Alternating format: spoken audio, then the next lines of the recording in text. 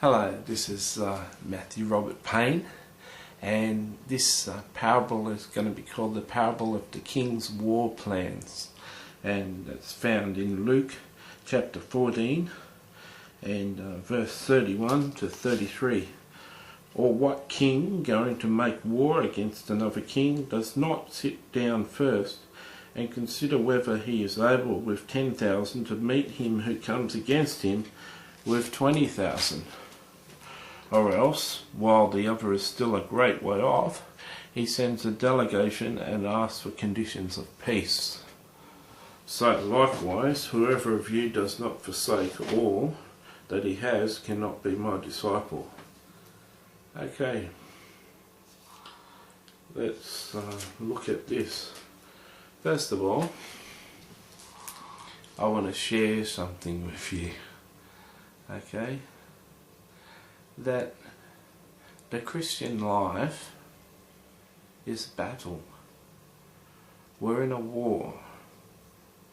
Now, if you're not having much opposition in this war, that's because you're probably floating the same way down the stream as Satan himself. I heard Andrew Womack use that a statement. I thought it was quite funny. He said even a dead fish can float downstream. I thought that was funny. He said that directly after the Satan thing. The Christian life is meant to be a swim upstream. You know, salmon, when they're going to give birth to their roe, to their eggs, and the eggs develop to be little fishes, little fish, the salmon find the river that they were born in. You know, they might be thousands of miles away, and the GPS in their head tracks them back to the river mouth that they came out of as a baby, and they jump all the way up that stream right to the top of the stream and lay eggs, and then the mother dies.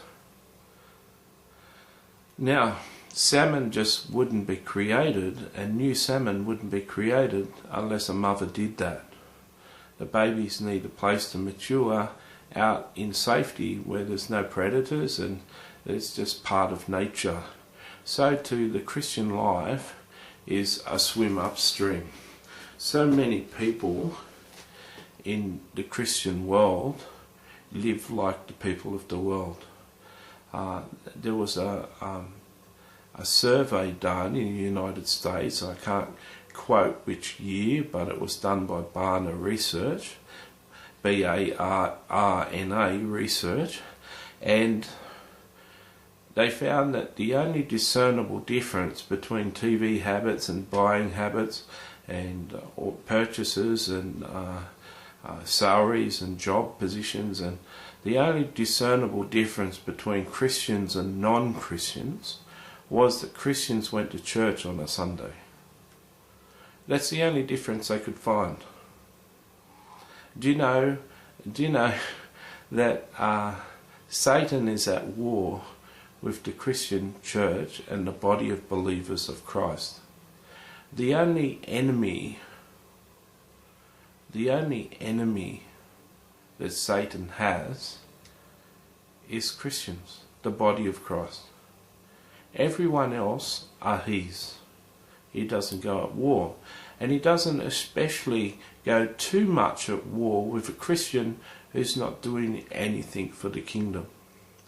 But as soon as you start to live the life of Christ, as soon as you start to have compassion on your neighbours and start to use your money and resources to further the kingdom of God on earth and make a difference to the injustice, the poverty and the broken-hearted in this world, as soon as you step out and start to be different and start to swim upstream, a massive campaign gets launched against you to stop you. Now, many people go through this campaign and just back right off and stop everything they do. They're just discouraged. But Jesus promises that in James that if we go through these tribulations, it'll strengthen our faith. Now, tribulations don't come from God, they come from Satan. but it teaches us to endure, have patience, and the more tribulations we go through, the stronger our faith is and the bigger things we can do. Okay, so let us establish that we've got an enemy, and let's move into this parable. If a king, if the United States, let's just talk about the United States, seeing as a good 50% of the people that watch YouTube are from the United States, and 70% of the people that read my articles are from the United States. Well, let's just talk about the United States. Now, let's say China let off a nuclear device, and they know that China has got missile guidance systems that can drop nuclear devices on the United States and send so many American cities. The American cities haven't got the defense mechanisms in place to stop all those missiles.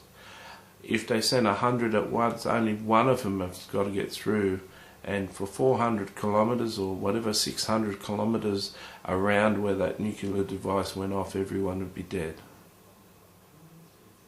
Now, China let off nuclear devices right in the middle of the war and terror, and we invaded Iraq, going after the weapons of mass destruction that could destroy the sovereignty and the peace in Europe and the United States of America. We went to war with Iraq and Afghanistan looking for these weapons of mass destruction, and then China lets off one of these weapons of mass destruction. The ones in Iraq were never found, were never proven to be there and never found, and they were complying. We still went to war with them. But in China, I've been saying China all along. It wasn't China, it's Korea. So I have to edit all of that. In Korea, Korea let off a nuclear weapon, and America didn't go to war with them. America sent a peace delegation to Korea and said, please don't do it again. Now, this is an illustration of this parable. If America had taken on Korea with full forces, the American people may have suffered hundreds of thousands, millions of deaths. So they went with a peace delegation. They went with nice talk and tried to talk them out of it. They didn't sail ships up there and start to attack Korea like they attacked Iraq. So Jesus says, to get this in context, Jesus says that anyone who wants to build a tower, if he does not sit down first to count the cost, whether he has enough to finish it, lest after he's laid the foundation he's not able to finish it, all those who see it would begin to mock him. No one building a tower or a house sits down and starts to build the house without knowing he's got enough money to finish the house, or he's going to have a half-built house and people are going to think he's stupid. Saying this man, the people would begin to mock him, saying this man began to build and he was not able to finish. Or what king would make war against another king, does not sit down first and consider whether he's able with 10,000 men to meet him who comes against him with 20,000 men. If America can't win a nuclear war with Korea, because even one missile getting through would be too much of a loss for the American people, and South Korea and China, which are close to North Korea, are such vital Asian assets to the American industry that going to war on North Korea might cause too much unsettlement with trade partners. They sent in a peace delegation. So we've got a practical application today of something that's happened like this. Now, this is wisdom on America's behalf. They did something. I'm not here as an Australian to be mocking America. It's just, it seems plainly evident that that's what happened. McDonald's comes from America, and I love McDonald's. So yeah. So Jesus says, "So likewise, whoever of you does not forsake all that he has cannot be my disciple." Now,